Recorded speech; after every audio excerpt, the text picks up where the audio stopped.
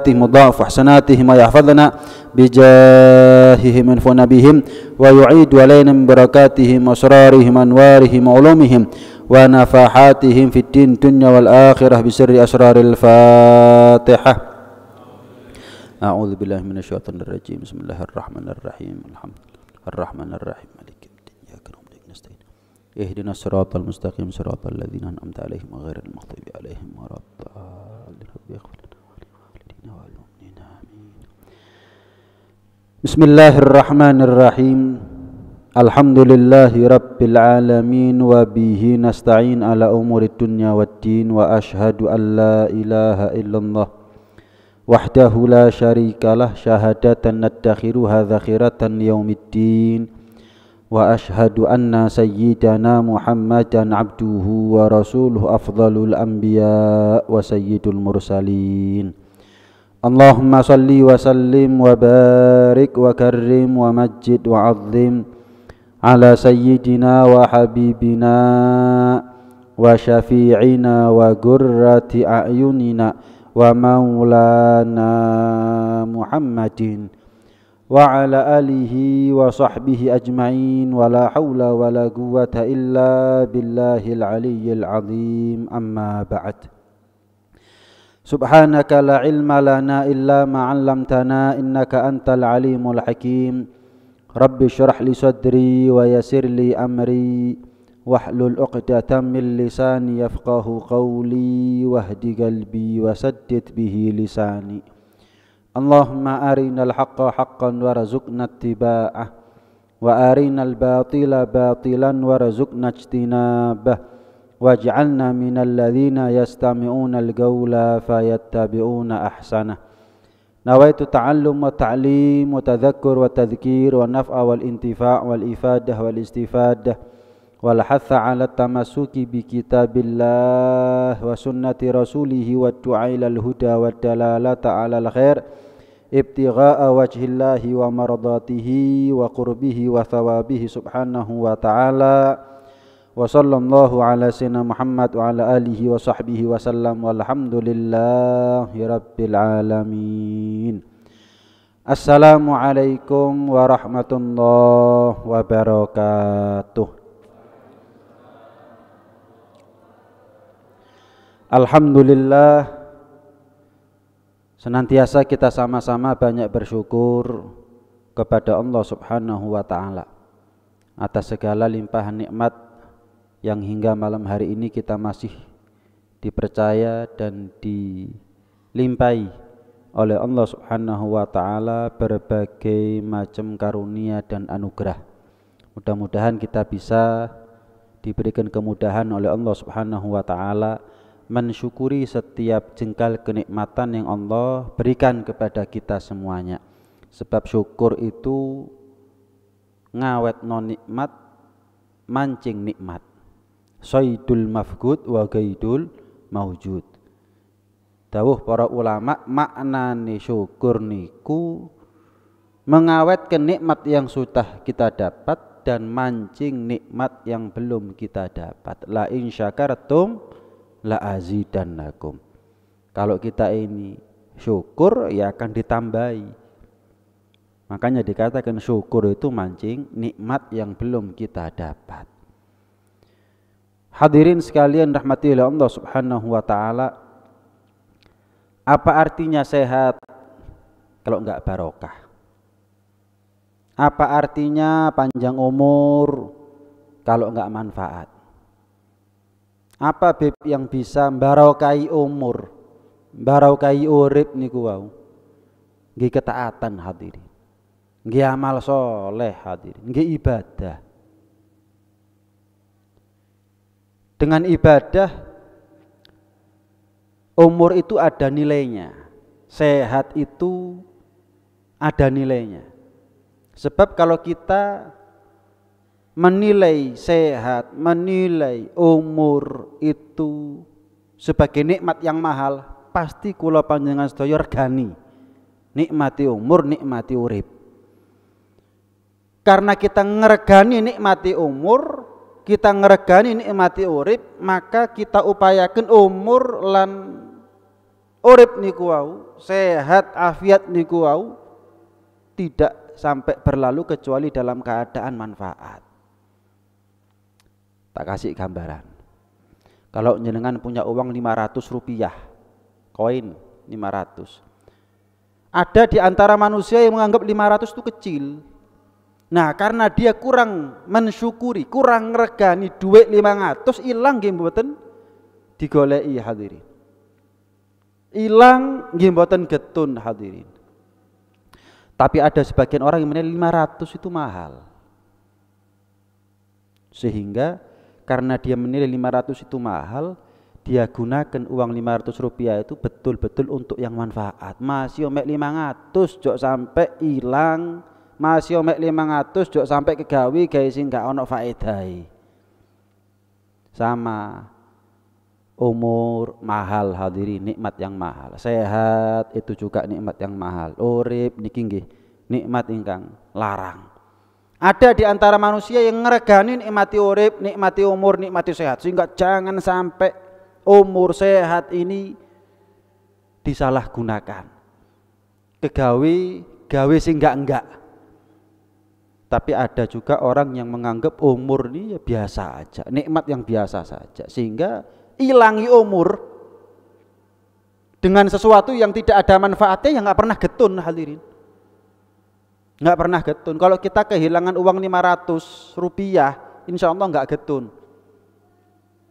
Tapi kalau ada orang memanfaatkan umurnya karena dia kurang menghargai umurnya, dia manfaatkan umurnya untuk maksiat, mungkin dia enggak getun, tapi nanti di alam kubur baru getun hadirin. Kalau kehilangan uang 500 enggak getun sekarang, kapanpun enggak bakal getun, umumnya 500. Tapi kalau kita enggak menghargai nikmatnya umur, sekarang enggak getun mungkin. Urip sepisah dinikmati ya. Wah. Sehingga kalau dia nikmati betul hidup itu dengan kemaksiatan enggak getun, akan tiba masanya, akan datang waktunya cepat atau lambat, saat itulah baru datang yang namanya getun, baru datang yang namanya penyesalan. Karena itu hadirin hadirat sekalian dirahmati oleh Allah Subhanahu wa taala, sebagaimana yang sering saya sampaikan, jadilah kita ini orang-orang yang tanggung jawab. Minta panjang umur, nggih diregani sami-sami. Minta sehat, ayo dihargai bersama. Dengan apa? Ya seperti perkumpulan, duduknya kita ada di tempat yang mulia ini, di malam yang mulia ini, dalam rangkaian acara yang mulia ini termasuk langkah manusia untuk ngregani umure dhewe, ngregani uripe dhewe, ngregani sehati dhewe. Siapa orang yang menghargai nikmatnya Allah, gantian orang itu akan dihargai oleh Allah Subhanahu wa ta'ala. Mudah-mudahan kita beri panjang umur, sehat afiat, dalam keadaan istiqomah, taat kepada Allah, patuh kepada Rasulullah. Mudah-mudahan Ramadan kemarin bukan Ramadan terakhir buat kita. Mudah-mudahan ibadah kita selama ini semuanya diterima oleh Allah ya. Kalaupun ada kurangnya dari amalnya kita, Allah masih mau, masih berkenan, masih sudi untuk menambal kekurangan itu. Ya, mudah-mudahan yang Allah nilai bukan amalnya kita. Yang Allah nilai bukan amalnya kita. Sebab kalau yang dinilai Allah itu amalnya kita, pesimis kita. Nggak yakin kita. Terus gimana biar kita masuk surga kalau Allah nggak menilai amalnya kita? Mudah-mudahan yang Allah nilai bukan amalnya kita, tapi yang Allah nilai kemauan kita masih mau beramal. Niat baiknya kita untuk beribadah, mudah-mudahan itu yang dinilai oleh Allah Subhanahu wa taala. Kalau amalnya kita, ya Allah, salat gak khusyuk, poso mek nguber luwe ngelak, tapi mata kenyang sama maksiat, mulut juga kenyang sama maksiat. Tapi mudah-mudahan yang Allah nilai bukan itu, tapi yang Allah nilai sik gelem taat, sik gelem ibadah. Kapan liyane gak salat, sik gelem salat. Kapan liyane gak poso, sik gelem poso. Kapan liyane maksiat, misalkan ini orang masih mau kumpul, masih mau bertatap muka untuk taat kepada Allah Subhanahu wa taala, sehingga amalnya kita walaupun gak pantas dianggap pantas sama Allah. Ibarat jenengan punya utang sama saya, durung lunas tapi tak anggap lunas. Amalnya kita gak pantas, tapi mudah-mudahan dianggap pantas oleh Allah Subhanahu wa taala. Kenapa? Yang pertama, Allah Allah nilai daripada niat baiknya kita masih mau beramal. Yang kedua, kita nggak putus asa. Duh Beb, sholat gak tahu khusyuk, wis gak sholat wis. Duh Beb, poso yang ngono-ngono tok ae kelakuanku Beb, wis gak poso wis. Enggak, kita nggak putus asa. Tetap kita mau taat. Kapan azan ya kita sholat, kapan Ramadan nggih kula panjenengan sedaya siam. Kapan kita zakat nggih zakat, walaupun ya kualitasnya kita ya begini-begini aja ibadah. Tapi kita nggak putus asa, tetap nggih Duh Gusti. Nggih Duh Gusti sendika dawuh nggih kula lampahi sedaya perintahe panjenengan. Masya tah kula niki Duh Gusti nggih ngoten niki. Ibadahnya saya ini ya begini ini Duh Gusti. Tapi apa yang jadi perintahnya panjenengan? Kula lampahi Duh Gusti semaksimal mungkin, sebaik mungkin, sesempurna mungkin. Mudah-mudahan amal kita semuanya diterima oleh Allah. Segala dosa kita diampuni oleh Allah Subhanahu wa taala dan mudah-mudahan kita dipanggil oleh Allah dengan husnul khatimah. Amin ya rabbal alamin. Melanjutkan pengajian kitab hadirin ya. Yang pertama adalah kitab fikih, kitab At-Taqriratus Sadidah. Sampailah kita kepada sunnah-sunnahnya wudu. Beberapa sudah kita pelajari, ada beberapa yang belum kita pelajari atau belum kita bahas. Apa saja Beb sunnah-sunnahnya wudu itu Beb? Di antaranya adalah melafatkan niat wudu ya. Melafatkan niat sunnah wudu. Nawaitu sunanal wudu. Loh, kan nawaitul wudu'a Beb, itu niat wudunya. Ini niat sunnahnya wudu. Niat ngelampai sunnah-sunnahe wudu. Gimana niatnya? Nawaitu sunanal wudu. Kula niat ngelampai sunnah-sunnahipun wudu. Entah itu nanti kumur, entah itu cuci tangan, entah itu menigakalikan hitungan, entah itu menggosok badan dan lain sebagainya. Duh Gusti kula niat ngelampai sunnah-sunnahe wudu. Dilafalkan. Nggih, dilafatkan, diucapkan. Yang kedua adalah ngucap bismillah, ngucap ta'awudz, a'udzubillahi minasyaitonirrajim, bismillahirrahmanirrahim. Mantun niku napa? Siwakan. Siwakan kados ngoten. Nggih. Mau laki, mau perempuan siwakan. Usahakan di kamar mandi kita ada siwak. Usahakan siwak itu dibawa kemana-mana. Tujuannya kapan kita sholat siwakan, kapan kita wudhu siwakan, kapan kita tidur siwakan, kapan kita masuk masjid siwakan, kapan kita baca Quran siwakan. Kemudian apa? Membasuh kedua tangan, kedua telapak tangan. Setelah siwakan, basuh kedua telapak tangan sebanyak 3 kali. Ini sudah kita bahas semuanya. Yang belum kita bahas berikutnya adalah apa? Kumur dan memasukkan air ke hidung. Kumur dan memasukkan air ke hidung. Ini. Dikatakan bahwa ibadah sunnah memasukkan air ke hidung itu lebih afdal daripada kumur. Sebab apa? Sebab kumur itu tidak ada ulama yang mengatakan hukumnya wajib. Tapi kalau memasukkan air ke hidung, sebagian ulama mengatakan hukumnya wajib dalam wudhu itu. Makanya, cuman sayang orang sekarang ini kadang-kadang kumur iyo, masukkan air ke hidungnya enggak, padahal masukkan air ke hidung itu lebih afdal daripada kumurnya. Nah, terus gimana Beb? Ya kumur, ya masukkan air ke hidung. Ngoten. Sama seperti kadang-kadang tiang niku lek witiran kapan Ramadan nggih. Itu kadang-kadang enggak sholat ba'diyah isya hadirin. Ba'diyah isya ora witiran iya. Padahal ba'diyah isya tarawih. Ba'diyah isya enggak tapi tarawih iya. Pun kersane Pak Di, pun. Paham nih ya?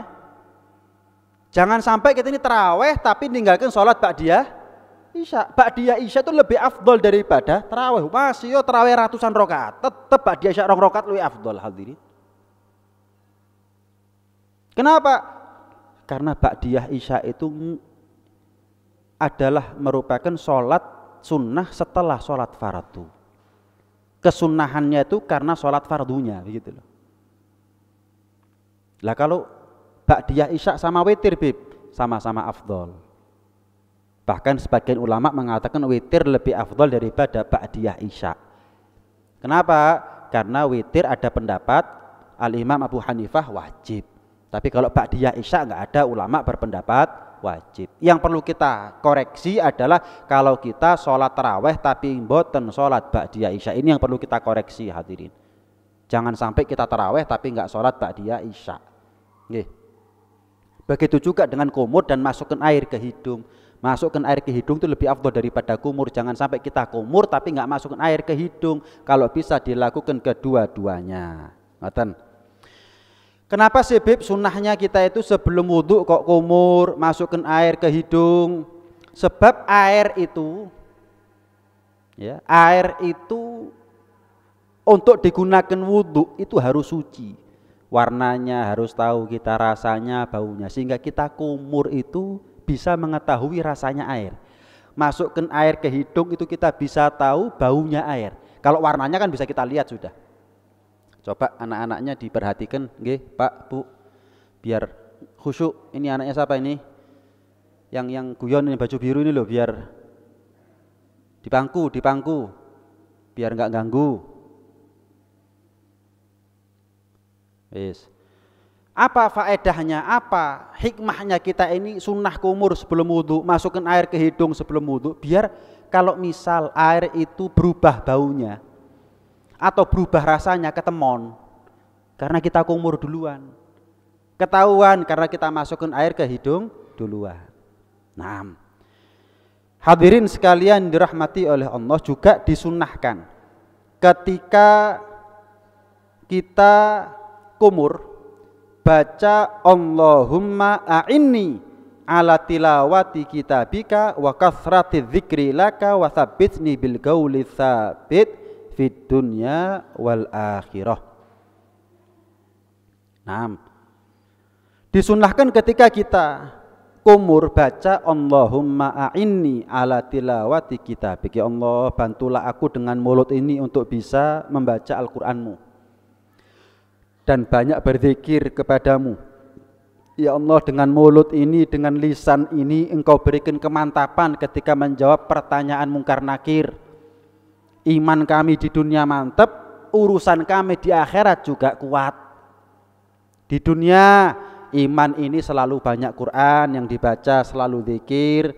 Kemudian di dunia iman ini kuat, nggak sampai ngucapin kalimat yang bisa membuat kita murtad dan lain sebagainya. Di akhirat dengan lisan ini kita dimampukan dan dimudahkan oleh Allah untuk bisa menjawab pertanyaan-pertanyaan malaikat mungkar nakir. Kadang ada pertanyaan begini ya hadirin. Kenapa sih Bib kalau dikatakan memasukkan air ke hidung itu lebih afdol daripada kumur, tapi kok kumur duluan yang dilakukan, kok enggak masukkan air dulu ke hidung yang dilakukan, lebih afdol katanya.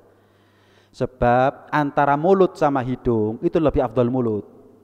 Kalau ibadah masukkan air ke hidung itu lebih afdol daripada kumur, tapi kalau anggota badannya mulut lebih afdol daripada hidung, kata ulama. Kenapa? Karena mulut ini banyak manfaatnya, beda sama hidung, walaupun ada manfaatnya hidung. Yang kedua, media sarana buat kita ibadah itu banyak mulut, banyak di mulut daripada di hidung. Apa ibadah kita untuk hidung? Jelas ya. Tapi kalau mulut, banyak ibadah yang kita bisa lakukan dengan modal mulut. Ya. Mau itu ibadah wajib, mau itu ibadah sunnah, ya rata-rata kita ini ya selalu memfungsikan yang namanya mulutnya kita. Naam, pernah diceritakan hadirin. Ketika Ibrahim putra Rasulullah wafat, sedo tilar dunya. Nggih. Dikubur, mantun dikubur ditalkin. Ini kan dalil jawaban bagi mereka yang anti talkin. Ibrahim niku putra Kanjeng Nabi sallallahu alaihi wasallam kapan sedo tilar donya mantun dimakamkan, nggih, mantun dikubur ditalkin kalih Kanjeng Nabi. Ya waladi Ibrahim, anakku Ibrahim, idza ja'aka malakan, jika datang kepada kamu dua malaikat mungkar nakir, wa sa'alaka, dan keduanya tanya kepada kamu, man rabbuka, sapa pangeranmu, jawab Allahu Rabbi. Wa sa'alaka man nabiyuka, sapa junjunganmu, nabimu, maka jawab ayahku adalah junjunganku. Ayahku adalah nabiku. Nangis Sayyidina Umar di belakang hadirin. Nangis. Sehingga sempat noleh Rasulullah. Saking banterin nangis Sayyidina Umar itu sampai dengar Rasulullah di depan noleh. Diteruskan talqin, selesai proses pemakaman, tanglet Rasulullah dumateng Sayyidina Umar. Kenapa Umar kok nangis? Saking nemennya kamu nangis, aku di depan tadi dengar. Ya Rasulullah, Ibrahim putramu meninggal belum balik. Yang menalkin Rasulullah. Anak meninggal belum balik nggak butuh talqin ya Rasul. Apalagi yang menalkin adalah engkau, surga iki Ibrahim. Yang aku tangisi diriku ya Rasulullah. Umar ini sudah balik. Dosae ya akeh gak kurang-kurang. Aku khawatir aku kapan meninggal, yang menalkin bukan dirimu ya Rasul. Aku lebih butuh ditalkin olehmu daripada Ibrahim ditalkin olehmu ya Rasulullah. Aku lebih butuh. Maka turun ayat dari Allah Subhanahu wa taala untuk memberikan jawaban gembira kepada Sayyidina Umar. Apa? Yutsabbitullahu alladzina amanu bil qauli tsabit fil hayatid dunya wa fil akhirah. Allah akan mantapkan lesannya orang yang beriman baik di dunia maupun di akhirat. Di dunia dikuatkan imannya, di akhirat dimudahkan lisannya untuk menjawab masing-masing daripada pertanyaan mungkar dan nakir. Kalau orang sekarang kadang-kadang proses pemakaman itu diisi dengan ngakak kadang-kadang hadirin. Diisi dengan guyon kadang-kadang. Kadang-kadang malah lebih parah diisi dengan kemaksiatan. Sing diomongno dunya. Kadang-kadang mayite sing dirasani ya hadirin.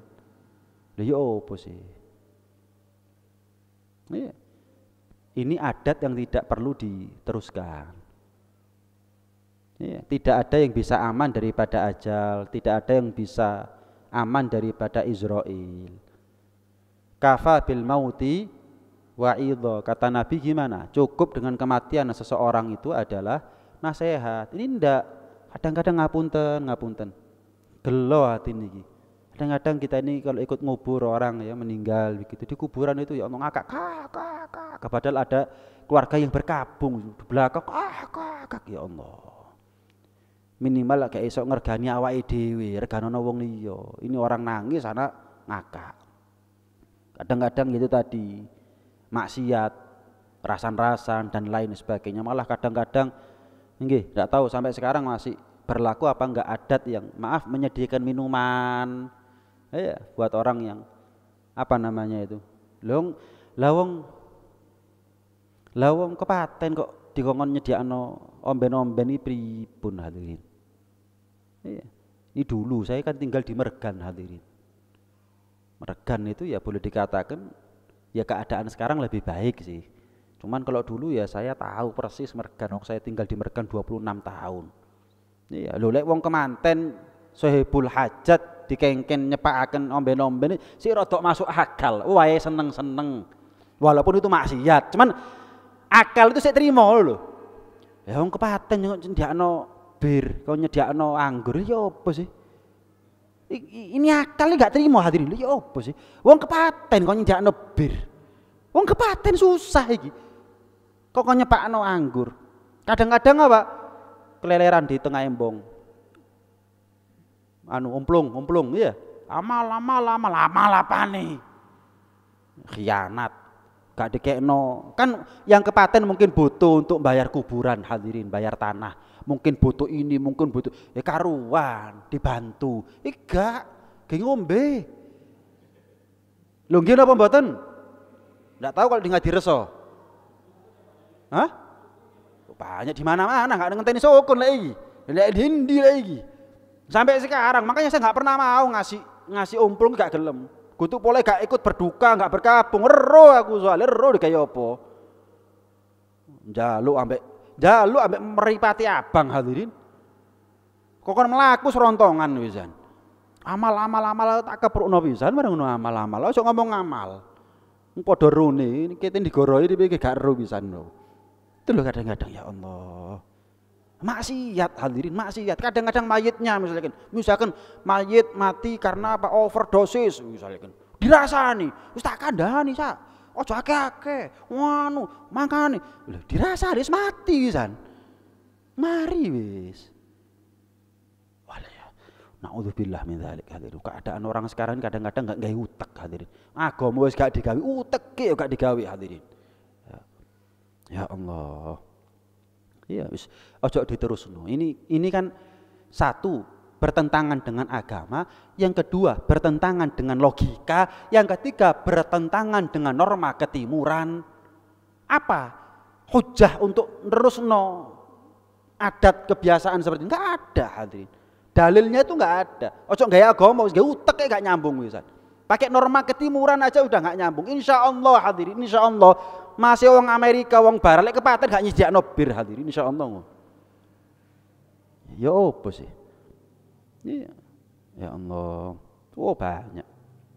Saya tinggal di Mergan 26 tahun. Yang namanya togel mulai bisik-bisik sampai bengok-bengok hadirin. Sing metu piro? Sing metu piro? Sampai ya Allah, piro? Kenapa kok bisik-bisik? Sing main sik didik. Begitu sak kampung pemain kabeh, gak ada izin wis. Ya apa? Ngono tok wis. Saya tahu persis 26 tahun. Mulai saya umur 2 tahun sampai 27 tahun, 26 tahun saya tinggal di Mergan. Jadi ero gitu loh. Yang kurang lebih keadaan seperti ini juga ada di daerah lain. Iya. Walhasil macam-macam. Iya. Ada pertanyaan juga begini, hadirin. Beb, terus cara untuk mempermudah buat kita ya jawab pertanyaan malaikat mungkar dan nakir itu ada enggak Bib amalannya Bib? Ada. Apa? Dari 6 pertanyaan mungkar nakir cukup 1 amalan itu akan mempermudah buat kita untuk menjawab pertanyaan 6 pertanyaan malaikat mungkar nakir. Napa niku? Salat. Wis.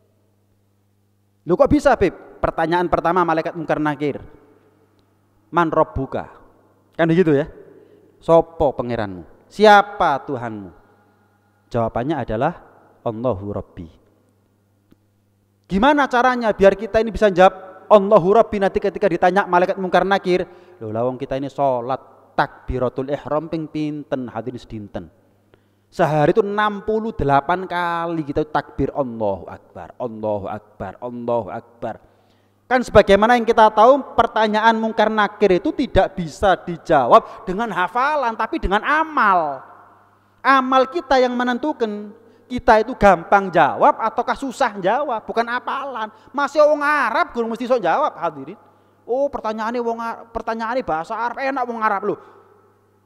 Bukan karena suku, bukan karena bahasanya, tapi lebih kepada ibadahnya, amal solehnya. Lah kalau kita kebiasaan Allahu Akbar, Allahu Akbar, Allahu Akbar. Kenapa? Lah sholat 68 kali dalam sehari. Gorong sholat sunai loh itu. Oh, insya Allah itu gampang no orang yang sholat untuk jawab pertanyaan man rabbuka. Itu yang pertama. Yang kedua, jika kita ditanya oleh malaikat mungkar nakir, madinuka, apa agamanya kamu?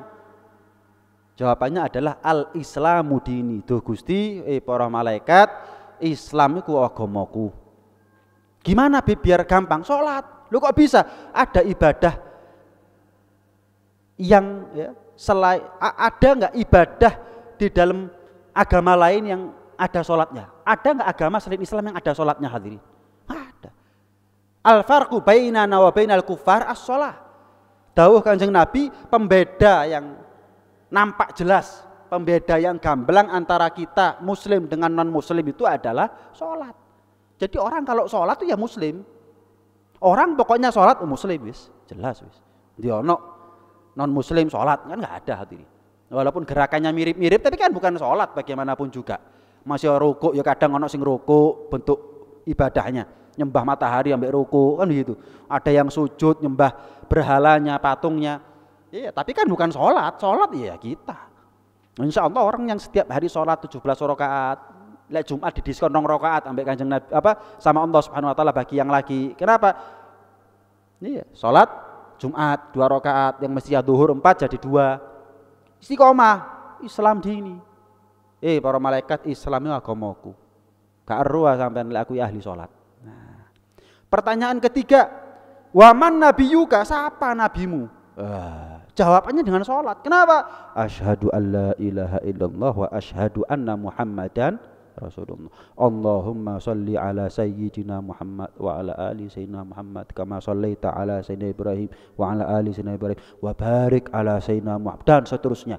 Berapa kali dalam sholat kita sebut nama-nama Nabi Muhammad ini? Ini amal yang akan gampangkan kita untuk menjawab pertanyaan man nabiyuka, sopo nabimu, sopo junjunganmu, sopo. Jawabannya adalah Muhammad Nabi. Lain daripada itu, ketika kita ditanya ma kitabuk, opo cekelanmu opo, kata para malaikat, apa kitabnya kamu ini apa, panduannya kamu apa? Jawabannya adalah Al-Quran. Jawab dengan sholat. Kenapa? Sholat kalau nggak baca Quran nggak sah sholatnya kita, minimal Fatihah. Fatihah. Belum surat pendeknya. Berapa kali kita ulang-ulang itu seumur hidup. Itu yang wajib, belum yang sunnah. Itu yang akan gampangkan kita ketika ditanya ma kita buka Al-Qur'anu kitabi. Malaikat, Al-Qur'anu kitabku, cekelanku, panduanku ya Al-Qur'an. Kenapa? Enggak aku sholat kecuali selalu baca Qur'an, minimal Fatihah. Yang berikutnya ketika kita ditanya oleh Munkar Nakir, aina kiblatuk? Menghadap kemana kiblatnya kamu? Kita sholat menghadap kemana? Wis, jelas sudah. Dengan sholat akan terjawab itu semuanya. Dan yang terakhir pertanyaan daripada Munkar Nakir adalah apa? Waman ikhwanuk, sopo dulurmu iku sopo? Jelas ya? Nah, kita kalau sholat ke masjid berjamaah dimanapun, mau di masjid di rumah, kan jelas dulure gini sopo. Kan nggak mungkin kita ngajak non muslim untuk berjamaah, hadirin. Pasti kita ini ngejak berjamaah yang muslimin, muslimat. Belum lagi ketika kita sholat assalamu alaina wa ala ibadillahis sholihin. Itu yang akan menjawab pertanyaan 6 pertanyaan daripada malaikat Munkar. Jadi ringkesannya 6 pertanyaan itu jawabannya ada dalam sholat semuanya, hadirin. Mudah-mudahan ya dengan sholat itu tadi kita akan dimudahkan oleh Allah, dilancarkan oleh Allah Subhanahu wa taala, digampangkan oleh Allah Subhanahu wa taala untuk bisa menjawab ke-6 pertanyaan malaikat Munkar Nakir. Amin Allahumma amin ya rabbal alamin. Kita akan lanjutkan di pertemuan akan datang. Bil barokah kita baca kitab berikutnya, hadirin. Ya. Diceritakan wonten setunggal cerita setunggal Habib naminipun Al Habib Ali Al Habsyi. Jenengan lek semerap kitab Maulid Simtuduror. Nggih. Atau orang biasa sebut Maulid Habsyi. Itu adalah karya daripada seorang ulama besar, seorang wali min auliyaillah, namanya Al Habib Ali bin Muhammad Al Habsyi. Al Habib Ali bin Muhammad Al Habsyi ini dikatakan beliau itu setiap subuh, setiap selesai subuh itu beliau ngajar nahu. Ilmu nahu itu ilmu gramatikal bahasa Arab. Qoma zaidun, jaa zaidun dan seterusnya. Ilmu nahu, santri belajar itu ilmu nahu. Ya. Setiap selesai sholat subuh. Jadi enggak mulai di hari itu kecuali dengan qoma zaidun, jaa zaidun. Tidak dimulai aktivitas beliau saat itu kecuali dengan ilmu nahu. Gini, kenapa kok beliau milih waktu setelah subuh untuk belajar ilmu nahu, kok bukan belajar tafsir, belajar hadis, belajar fikih?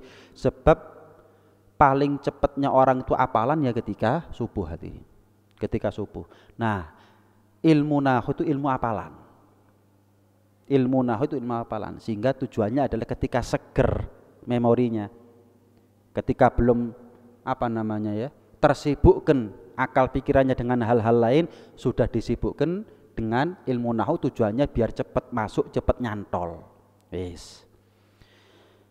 Sampai pada akhirnya, hadirin, diceritakan ketika beliau ngajar nahu seperti ini, ya,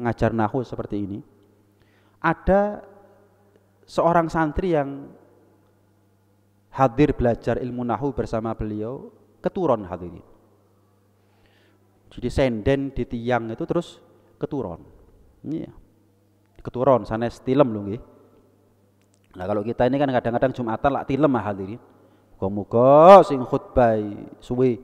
Apa cek tuwu encen niat tilem hadirin. Ini enggak senden tilem hadirin. Nggih. Ketiduran. Subhanallah dia mimpi. Dalam tidurnya tersebut kelihatan ya berjumpa dengan 3 orang. Yang semua wajahnya bercahaya, cuman orang yang pertama yang paling depan yang paling bercahaya. Lewat orang pertama, lewat orang kedua. Ketika yang ketiga dipegang. Siapa kalian? Yang paling depan Rasulullah. Yang kedua, orang kedua Ali bin Abi Thalib. Lah kamu Hasan bin Ali bin Abi Thalib. Cucunya Rasulullah SAW. Mau kemana? Mau hadir darsnya ya, majelis taklimnya Al-Habib Ali Al-Habsyi. Bangun orang kalau mimpi Nabi itu ya mimpi temenan hadirin. Iya. Jadi kalau mimpi Nabi itu ya mimpi temenan. Man ra'ani fil manam fasayarani ya ghadha. Iya. Barang siapa yang mimpi ketemu Nabi maka ketika terjaga melek dia bakal mimpi ketemu lagi. Bukan mimpi, dia bakal ketemu Nabi lagi. Jadi sinten tiyang natih kepanggih Kanjeng Nabi ada dalam mimpinya, itu tandanya nanti minimal paling lama ketika dia nazak dia bakal ketemu sama Nabi dalam keadaan mata terjaga. Dalam keadaan melek hadirin. Mau kemana panjenengan semuanya ini? Aku mau hadir majelis taklim nahunya Al-Habib Ali Al-Habsyi. Dikatakan sama Al-Habib Ali Al-Habsyi, ma yasurru qalban Nabi sallallahu alaihi wasallam. Tidak ada sesuatu yang paling bisa membuat bahagia hati Rasulullah kecuali 2. Menimba ilmu dan menyebarluaskan ilmu. Ini adalah 2 hal yang paling bisa membuat bahagia Rasulullah sallallahu alaihi wasallam. Bahkan dikatakan ad-dakwah. Pokoknya apapun yang ada kaitannya dengan ilmu, dengan syariat, dengan agama, ya, itu pasti akan menjadi sesuatu yang paling afdol hadirin. Kata Imam Haddad tidak ada ya, dakwah itu adalah aqwar rukun min arkanil ittisal bil Habib sallallahu alaihi wasallam. Dakwah menyebar luaskan ilmu itu adalah tiang yang paling kuat untuk membuat kita selalu terkoneksi dan sambung dengan Rasulullah sallallahu alaihi wasallam. Hadirin, tidak mungkin ya, cinta kepada Nabi itu adalah cinta yang tidak mungkin bertepuk sebelah tangan. Kita kadang-kadang cinta sama orang tapi orang itu enggak cinta sama kita. Kita kadang-kadang perhatian sama orang tapi orang itu enggak perhatian sama kita. Kadang-kadang kita ini gati sama orang tapi orang itu enggak gati sama kita. Tapi untuk Rasulullah, cinta kepada beliau adalah cinta yang tidak mungkin bertepuk sebelah tangan. Dan ketahuilah, tidak mungkin orang yang cinta kepada Rasulullah tidak ikut dicintai oleh Rasulullah. Enggak mungkin. Kenapa? Sebelum kita cinta sama beliau, beliau sudah lebih dulu cinta sama kita. Gurung kenal wis tresno, ndanyol tresno dumateng Kanjeng Nabi. Apane gak tambah tresno Kanjeng Nabi dumateng kula panjenengan sedaya hadirin. Makanya mungkin yang membuat kita selamat nanti di akhirat bukan sholatnya kita hadirin, bukan puasa, ibadah yang bukan, mungkin cintanya kita dalam hati ini yang buat kita selamat. Saya mau tanya, syaratnya sholat diterima apa? Sholat niku kudu nopo lek kersane saged diterami kalih Gusti Pangeran? Hah? Khusyuk. Nggih. Syaratnya sholat untuk diterima adalah khusyuk. Kalau badhe tanglet khusyuk kapan sholat? Angel nopo gampang? Hewet nopo gampil? Angel. Tahunan sholat gak khusyuk-khusyuk.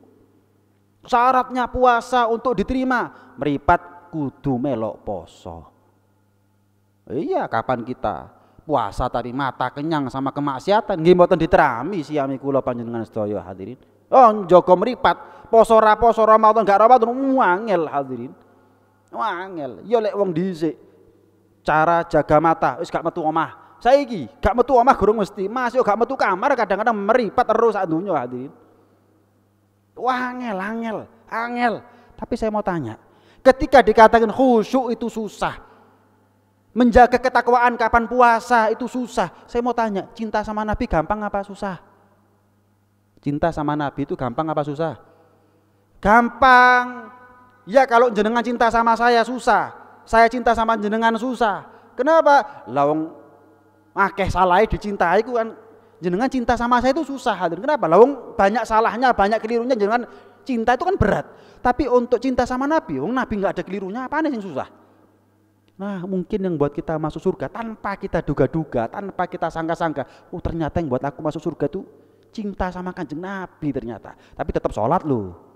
Mari modal tesno Kanjeng Nabi mboten sholat hadirin. Sahabat itu orang paling cinta sama dia, sholat hadirin. Tetap sholat. Cuman Beb, jangan putus asa, ojo cilik ati. Apa ya selamat, Beb? Mau sholatku gak karu-karuan, posoku gak karu-karuan. Masih cinta sama Nabi. Yo nemen Nabi ya wis. Aman insyaallah aman. Kenapa? Orang yang cinta sama Nabi tidak mungkin bertepuk sebelah tangan. Orang yang cinta sama Nabi pasti mendapatkan balasan cinta dari beliau, karena sebelum kamu cinta sama Nabi, Nabi sudah lebih dulu cinta sama kamu. Dan orang dicintai sama Nabi nggak mungkin nggak selamat hadirin. Ini kabar gembira buat kita. Lihat Al-Habib Ali Al-Habsyi tadi itu. Beliau karena dakwah ngajar, maka beliau menjadi orang dicintai sama Nabi sampai dikiaskan, digambarkan Nabi itu hadir ada di majelis taklimnya beliau. Mudah-mudahan majelis taklimnya kita ini juga dihadiri sama Nabi hadirin.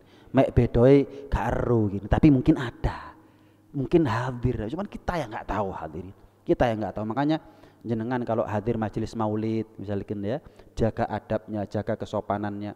Ya. Kadang-kadang jangan sampai rokokan, ya, sholawatan kok rokokan, sholawatan ini.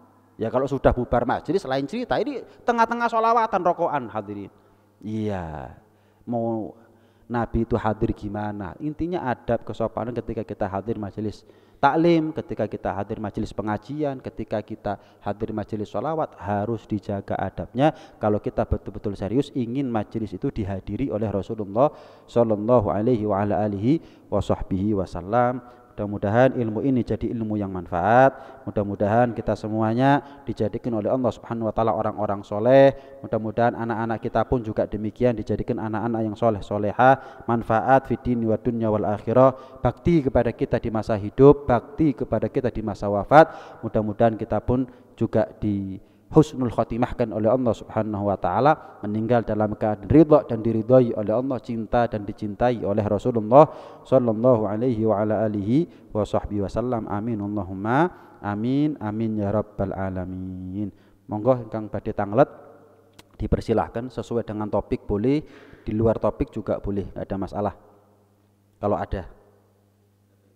Ya.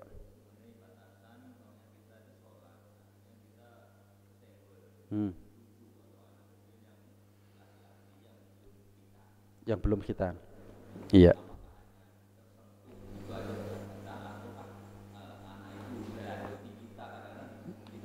Iya. Jadi begini hadirin. Satu-satu dulu biar ingat. Yang jadi kalau panjenengan punya anak yang belum khitan. Iya. Napa malih tasik damel pampers. Jelas ya. Intinya sih dia ada kemungkinan, bahkan kemungkinan besar yang bawa najis. Bawa najis. Anak yang belum khitan itu hadirin, maaf, di kulupnya itu berarti ada najisnya itu pasti. Oh enggak Beb, anak saya sudah dikhitan mulai bayi, tapi si pampersan Beb, ya bisa jadi di pampersnya ada najis. Nah, kita sholat, kalau cuman sekedar sentuhan, ya, cuman sekedar sentuhan, enggak batal sholatnya kita. Tapi kalau sampai dia nginjek kakinya kita, nopo malih sampai ngelandot hadirin, itu batal sholatnya kita. Makanya ilmu itu penting hadirin, ilmu itu penting. Aturan soft itu diatur dalam agama. Ya, anak kecil itu ditaruh, anak kecil yang bawa najis ya, yang ada kemungkinan dia bawa najis, taruh soft paling belakang. Di sini orang tua dituntut untuk peka. Oh anakku saya pengen pesan. Oh anakku durung sunat. Ojo dijejerno hadirin. wuri. Kalau mari salam balik Kadang-kadang anak kan takut kok mari salam balik maneh. Kecuali kalau anak kita sudah enggak pempersan, kemudian sudah sunat ya aman. Ya, tapi kalau masih belum sunat atau sudah sunat tapi masih pempersan, taruh belakang hadirin. Itu aturannya memang begitu, aturan soft itu. Tujuannya apa? Meminimalisir yang dewasa batal sholatnya gara-gara dia. Meminimalisir orang yang dewasa batal sholatnya gara-gara dia. Lek kutian tok gak batal. Tapi kalau kaki kita diinjak aja, kalau kakinya kita yang nginjak kakinya dia gak batal kita. Tapi kalau kakinya kita diinjak sama anak kecil batal. Tangannya kita digandeng batal. Apalagi sampai kita sujud digelandoti wis batal hadirin. Gak sengaja ya kabeh ae gak sengaja lah mosok sengaja. Batal hadirin. Batal. Kalau saya pribadi, saya kan juga punya anak hadirin. Iya. Selagi anak saya pempersan gak saya ajak sholat di masjid. Kenapa? Resiko buat ibadahnya saya atau resiko buat ibadahnya orang lain. Yang kedua, resiko buat masjid itu jadi nyarek hadirin. Kadang-kadang maaf pampers itu gembol. Jadi pelorotno dhewe celana iku mau. Wis najis masjid wis. Dan itu terjadi hadirin. Kalau saya ya bijaksana lah ngajari orang sekarang kadang-kadang umur 7 tahun yo dijak nang masjid, umur 17 tahun gak tahu mana dijak nang masjid hadirin. Kapan gak wajib yo dijak nang masjid, kapan wajib ditinggal. Lah yo opo sih menungso iki? Ya kok kuwalik, sik pempersen diajak nang masjid, subuh, zuhur, asar, kapan wis wajib, wis gerang gak dijak maneh nang masjid hadirin. Ngono jarin, saya ngajari anak Habib ajar, iku sampai umur 17. Sampai besar itu ngajari, bukan sekedar syiar gitu aja, enggak. Kalau saya boleh usul, yang jelas tidak dilarang masjid dari anak-anak yang belum sunat, anak-anak yang masih enggak dilarang. Cuman kita ini yang harus bijaksana. Kita harus sadar diri iki lek dijak resiko gawe wong, resiko gawe aku, resiko gawe masjid. Mending gak tak ajak sih. Kok lek wis sunat wis gak pempes tak ajak nang masjid, gitu loh. Gitu hadirin. Ya, monggo pertanyaan kedua.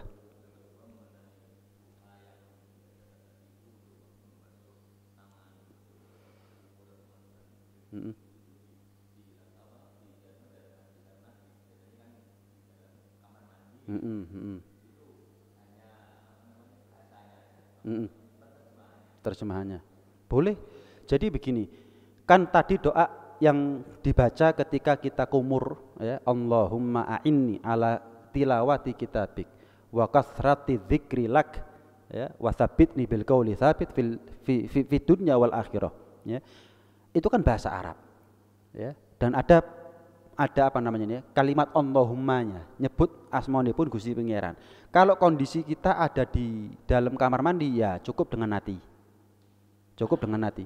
Kalau terjemahkan Beb, ya kan terjemahkan juga nyebut namanya ya Allah. Ya kan? Ya Allah, kuatkan, ya maaf, ya Allah, bantu aku dengan lesan ini untuk bisa baca kitabmu, banyak menyebut namamu, dan kuatkan lesan ini untuk ya bisa menjawab pertanyaan mungkar dan nakir dunia sampai di akhirat, kan begitu. Kan nyebut namanya Allah. Maka intinya kalau kita ada di kamar mandi cukup dengan hati. Bib saya nggak hafal bahasa Arabnya, harus bahasa Indonesia, tapi tetap pakai hati, jangan pakai mulut, jangan dilafatkan. Kenapa? Kan ada nyebut nama Allahnya tetap. Tapi kan ada masjid yang kalau kadang-kadang kita ini wudhu di kamar tempat wudhu, bukan di kamar mandi, pakai bahasa Arab nggak apa-apa, nyebut namanya Allah di situ nggak ada masalah, walaupun keras suaranya nggak ada masalah, gitu.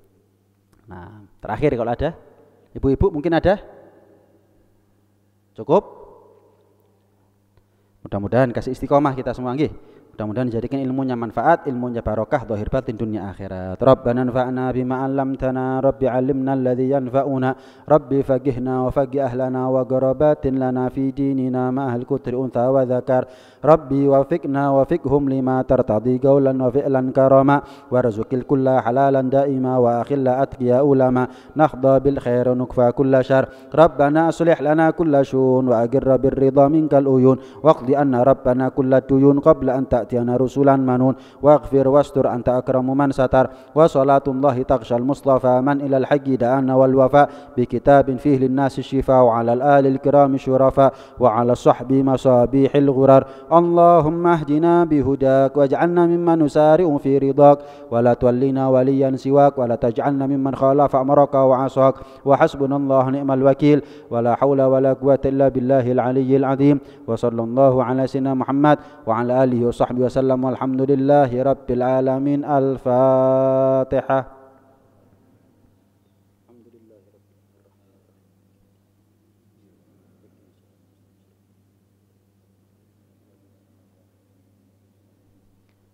Sekedar mengumumkan, insya Allah saya tahun depan, bulan Februari tahun depan, 10 bulan lagi kurang lebih saya akan umroh. Saya ngajak panjenengan, barangkali ada yang berminat, barangkali ada yang punya kemampuan, bisa nabung mulai sekarang. Bib, saya kepingin umroh ini, dicoba. Kadang-kadang nggak nyangka hadirin, nabung poyo nutut, misalnya, subhanallah jalannya rezeki. Saya punya cerita. Maledowo ya kira gini aja sudah. Saya itu pernah diajak tahun 2018 sama guru saya Habib Taufik Assegaf. Fahmi, anak insya Allah kalau nggak salah 6 bulan jaraknya atau 8 bulan sebelumnya itu beliau ngasih tahu, anak mau umroh, tapi anak nggak ngajak orang umum, anak ngajak siapa murid yang mau ikut. 6 bulan 8 bulan saat itu juga sekaligus ke Yaman hadirin, umroh sekaligus Yaman, butuh uang 40 juta. Saya seneng tapi nutut nul, tabungan mboten gadah kula hadirin. Kepengin umroh kali guru. Saya cerita sama Umi. Umi ngomong, Umi juga kepingin Fahmi. Wis mah dungakno. Iya. Umi doakan. Mudah-mudahan kita bisa umroh sama Ustaz Taufik. Subhanallah hadirin. Nabung ya kalau dihitung pakai logika hadirin. Ya, kalau dihitung pakai logika kecil kemungkinan, cuman yang penting nabung, takdir urusan di Gusti Pangeran. Subhanallah, saya sauminya bisa berangkat hadirin. Padahal jarak 6 bulan atau 8 bulan butuh uang kurang lebih 80 juta durung sangune hadirin. Ya, subhanallah kalau dihitung, gak sampai sekarang kalau dihitung-hitung ya gak nutut, cuman ya ono ae subhanallah hadirin. Yes, itu kadang-kadang rezeki ini lek dihitung malah gak ketemu hadirin. Lek gak dihitung oh, subhanallah ya cukup kepingin apa ya keturutan, padahal kalau dihitung gak cukup. Nah karena itu sebab apa kadang-kadang hadirin ngapunten, yang bimbing umroh itu nggak semuanya orang tepak. Kadang-kadang akidahnya berbeda dengan kita. Akidahnya jenengan umroh sangang dino rolas balik-balik wis anti tahlilan hadirin, wis anti sholawatan wisan. Lah iya apa sih? Tahunan diajari sholawatan, tahunan diajari tahlilan kena rolas dino gara-gara umroh murah, tapi kan kalau fasilitasnya nggak tepat kan ya bukan murah juga hadirin, penipuan juga itu namanya. Ini balik-balik wis bid'ah no wong, ngafir no wong, nyesat no wong. Ada lagi yang bimbing umroh ini pokok wong terkenal tapi ngerti fikih enggak hadirin, ngerti ilmunya enggak, dipikir rekreasi mbek wong umroh. Lo enggak, urusan ibadah umroh ini. Lah kalau sampai yang bimbing pokok wong terkenal tapi nggak ngerti ilmunya hadirin, ya bahaya juga. Intinya sih nggak harus sama saya, tapi pilih travelnya betul-betul travel yang akidahnya sama dengan kita, yang bimbing akidahnya sama kita. Kemudian yang bimbing yang berilmu, encen ustad, encen belajar, encen mondok dhisik, belajar. Terkenal ya gak apa-apa, cari yang terkenal, tapi yang penting belajar ini loh. Ojo syukur terkenal itu, tapi mbuh gurune sapa, mbuh agama apa, akidahnya bagaimana, dulu mondok di mana, nggak tahu dia muridnya siapa, nggak tahu dia pernah belajar apa enggak, pokoknya terkenal budal, nggak bisa hadirin, nggak bisa. Ini rekreasi bukan apa, ini ibadah bukan rekreasi. Karena itu insya Allah bulan Sya'ban itu sebulan sebelum Ramadan, ya tahun ya kurang lebih bulan Februari tahun depan. Ya, masih ada beberapa bulan, panjenengan barangkali ada yang niatan dicoba nabung. Takdir sama saya, nggih alhamdulillah, takdir sama orang lain juga alhamdulillah. Saya niatkan ini bukan untuk promosi tapi lebih kepada dakwah. Karena orang kalau nggak digenjot untuk nabung is nggak bakal kelakon. Ojo maneh sing umroh masih kurban sing 2,5 juta entuk gak kelakon hadirin. Apa gak nabung? Lah mosok maaf, sekedar perbandingan. Rokok iso ketuku, kurban ra tau hadirin. Rokok iso ketuku, tapi yang namanya umroh sik kepingin tok. Jangan hadirin.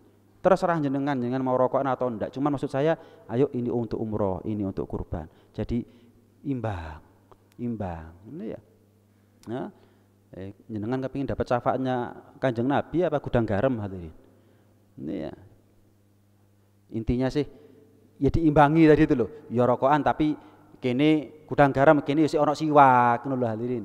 Itu gambarannya hadirin. Enggak belas siwak gak tau digawa kene gudang garam iya. Nabung gawe umroh kepingin beb gak nabung. Tapi rokok masih mundak ben tahun tuku pancet, masih sambat tetep ketuku. Ya, iya kan kita malu sama Kanjeng Nabi hadirin. Ya diimbangi gitu.